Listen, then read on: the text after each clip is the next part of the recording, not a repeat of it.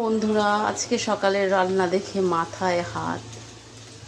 দেখো, এটা চিনতে পারছো কি শাক? পাট শাক। এই পাট শাক রান্না করতে হবে এখন।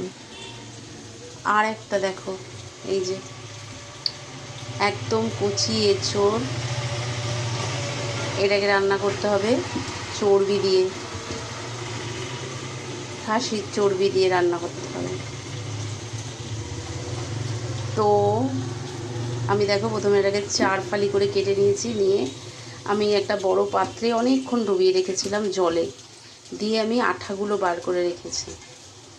এরপরে আমি এটাকে আবার কাটবো ছোট ছোট করে পিস করে, নুন হলুদ জলে ভিজিয়ে রেখে তারপরে এটাকে বয়েল করব।